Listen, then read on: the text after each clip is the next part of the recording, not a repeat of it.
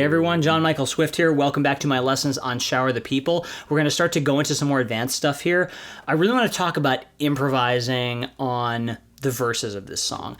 James Taylor's style can be a little confusing at times. It's really, really nice. Everybody just loves kind of the mellow feel of it, but learning it can be tricky because a lot of the finger-picking variations tend to feel kind of random, and there's a couple of tricks to managing that. So what I want to do in this lesson is look at the verses to this song and talk about some techniques I use to improvise on them. Part of it is going to involve learning really iconic riffs and kind of giving them names that are really descriptive to kind of help you remember how they work and what they are. The next thing we're going to talk about is how to take certain sections of the song and just make them stable. Make them parts that you don't mess with so your brain doesn't have to be overloaded with so much thinking. You know, that really helps the parts that you do improvise have a lot more freedom and a lot more energy to them.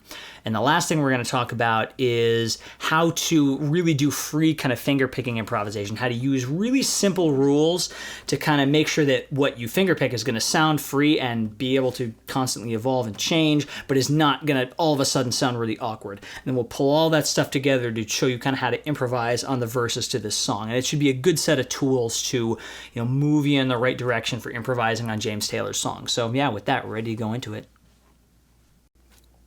So the first thing we're going to do is we're going to look at some of the licks that James Taylor actually plays in live performances of this song. I mean, these are licks that are just like the moments where you're like, oh, what did he do there, man? Those licks that really just have the magic in them, because those are kind of anchors for everything else that you do. I'll say you should give these licks descriptive names. James may have names for these. I have never heard any of them. Make up your own. No matter what you hear, make up your own. They'll help you remember them. I happen to have named all mine after things having to do with flowers. I don't know. This song makes me think of being in a garden. So here we go. So first one, I'm going to call it Dandelion Seeds. Because you know those little puffy dandelion seeds? Here, it goes like this. He plays it over the A chord in the verses, but he hits the bass note and then kind of hammers from the second to the fourth string on the fourth fret on the D string. But he's really kind of hammering two at the same time. He's kind of hammering the third fret of the B string and the fourth fret of the D string. You can't really hear this one, but you really hear this note. But he plucks it again so it all becomes clear. And he pulls them all off. Getting that pull off clean is tricky, so take some time, try to get that down.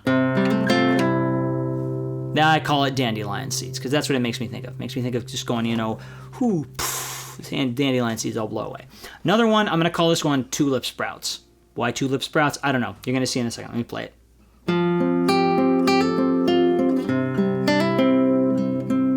I don't know. Something about the way these kind of little hammers sit within the finger picking make me think of just like little tulip sprouts just popping up in spring. It's what I think of.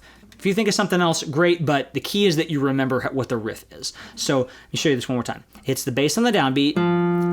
This finger is going to be a lot of in-between things. E string, hammer, and then you play the B string as another filler note. So this, your pointer finger is filling in all the offbeats.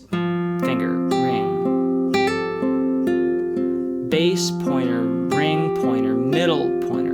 Wait. Hammer, there we go. Pointer, ring, pointer, hammer, pointer, middle, pointer. And then you do a similar thing over an A chord. You go thumb, pointer. With the ring finger, you hammer, and then you kind of fill in with the pointer, middle, pointer at the end of the bar.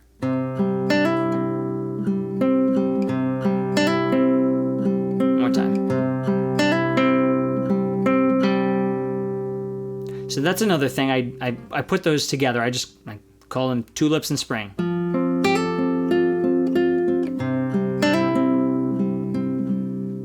So those are both over the first two bars of the verses. And one more riff that I really like to use is, what did I call that one?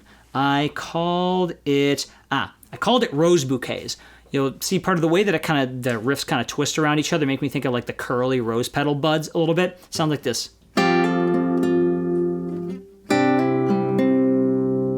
So when I see these chords that get pinched in the hammer, the melody I hear is, So it's kind of curly. It makes me think of the curly rose petals, and the fact that it's like, you kind of roll that chord makes me think of like a whole bunch of them. So you do that over the D chord. You roll the chord, you hammer on the E string, and then you go 3rd, 2nd string. And then you do a very similar thing over the A chord. I kind of pinch this whole thing. I got the thumb going, and then I pinch the 3rd, 2nd, and 1st strings with these 3 fingers. And then I do a fill on the 4th and 3rd string. 4th, 3rd. Hammer, 4th, 3rd. So the whole riff is... I call it Rose Bouquets. No reason, just what I think of. All right, so now that you got these, I'm gonna call these anchor riffs. They're very specific, they're very nice sounding, you can throw them in. It's nice to put them in very strong places in the progression. You're gonna see, I'm gonna do that later. The next thing we're gonna do is we're gonna find a couple of other spots of the whole cycle that you're playing that are gonna be stable. You don't want to be improvising constantly if you haven't done it a lot yet over fingerstyle stuff, because it's confusing. There's a lot of things to think of. There's your left hand, there's your right hand. So we're going to take the next part of the verse riffs, and we're going to make it totally stable. So this is a riff, I like to call it the going down and up escalator. So when you're going down this progression, you're going from the B minor to this D with the A and the bass to this G. The bass line's going down. B, A, G. Well, really, in concert pitch, it's D, C, B flat. But you feel like it's a B minor, D, A, G fingering. Now, the most common arpeggio he uses is just, the fingers are just going straight up. It's like thumb, pointer, middle, ring. He's just going straight up the arpeggio. So it feels like the bass is going down, the fingers are going up. It's like you're going down an up escalator, or up a down escalator, whatever you want to call it. So I like to start with that idea, and if I'm not sure what's going on or I need to find myself, I just do, okay, easy, just up arpeggios for this whole thing. So that's a part I keep stable. The next thing I think about is how to kind of improvise those kind of light finger picking fills that he does over so many chords. And in a way they seem random, but then the more you mess with them, the more you realize there's certain things that don't really ever happen. Like he usually doesn't repeat bass notes too much. He'll usually hit the bass note on the downbeat, but then everything else will be on the treble strings. Occasionally he'll accent it with another bass string, but for the most part you can just say, okay, bass in the downbeat, treble strings for everything else. It's a good start. The next thought you have is you can use almost any of the treble strings. There's a couple maybe that are preferred, but I mean, pretty much any treble string in almost any order will do. The one thing you don't want to do is maybe do the same one right in a row again and again. So you wouldn't really do this. You wouldn't do. That sounds a little weird. It just, I don't know. You never hear that. But almost any other order you're going to get. Back up the arpeggio, you can go,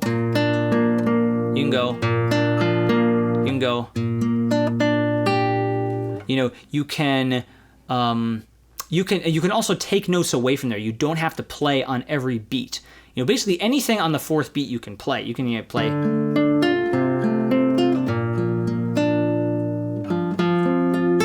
can kind of play one note in there, or I think the G is better for that. As you're going back to the D chord, you can just fill it in with one note. Just one note on the G string. You can go. You can play 2 notes in there. You can play 3 notes, 4 notes. Which notes you take in and out are up to you. It is really helpful to have played through some of the actual phrases that he uses so you get an idea of some of the ones that he uses, but you're going to see if you want to kind of make up your own versions, as long as you kind of stick to those things, almost anything you do is going to sound good. So you don't necessarily have to memorize an order that you do stuff in, which sometimes is just not very useful and a lot of work. So, all right, so now that you got those 3 ideas in place, it's good to start improvising through some basic versions of it. The first thing I'm going to do is improvise through this. I'm going to do it a little slower than normal so I get used to it, and I'm just going to practice doing that fill idea over all the things that are not set. I'm not going to play any of my special riffs yet. I'm just going to improvise which treble strings I pick over the chords. Doesn't seem like a lot, but it'll take a little getting used to. So first thing we want to set up is our outline. You know, we're playing D, then we're going to A, and then we have our up the down escalator, and we can do a fill there. So now we're going to improvise over all those.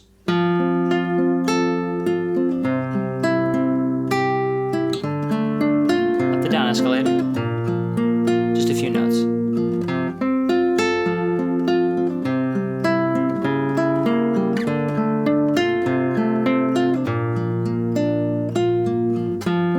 Fewer notes now. Up the down escalator, just one note.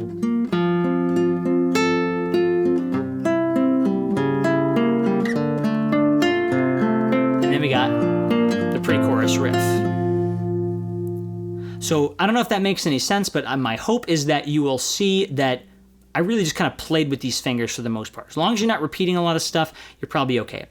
One more thing I should say that you can do that sounds really nice is using the hammer-ons on a lot of those chords, like, you know, hammering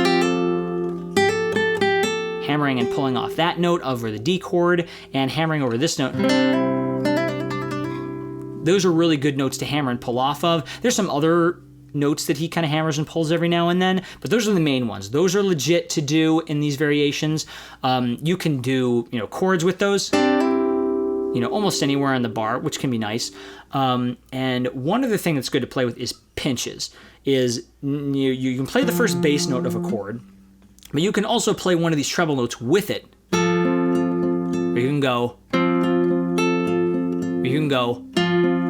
You can play any of the treble notes of almost any of the chords right with the downbeat of a bass note, and that will give you some more color. So, you know, especially when you start trying to find different things to fit over, like, you know, the A sharp diminished chord, a lot of times I like to pinch over the downbeat of that. It accents the downbeat of it nicely, and it makes the harmony more clear. So now that you got some ideas about how to toy with the finger picking variations, we're going to start putting our fancy riffs back in. I'm going to put my fancy riffs at the beginning of a lot of the cycles, because as I've played with these a bit, I've realized that they don't like to, it's trickier to start them out of some of the other parts, and they don't really fit over the A sharp diminished riffs. So I'm going to play them in the first part of each kind of 8-bar cycle, and then the rest of it is all going to be filled in, and then kind of my set anchor riffs. So now I'm going to improvise through a version of the whole thing, and you're going to see how I put all these ideas together. I'll talk through what I'm doing so you hear what's happening. All right, here we go. All right, I'm going to start out with my bouquets riff, my Rose Bouquets, and here we go. 1, 2, 3, 4. More Rose Bouquets. Up the down escalator. Fill in. Filling in. Filling in. Up the down escalator. More notes. The daisy, or the dandelion riff. Down the up escalator. Tulips, the down escalator, and then the pre-chorus riff. So that's an example of what I'm thinking as I put a lot of this stuff together. And in a way, it seems very regimented, but, you know, when you are going out to perform and you want this to sound good, giving yourself a little bit of structure really does help. It really relieves some of the tension, so you kind of have some guide of what you're doing. As you do this more, you're going to find that this gets a lot easier. That when you do this with other songs, you start to get a sense of what kind of finger picking fills are going to sound good and how to identify ones that sound nice.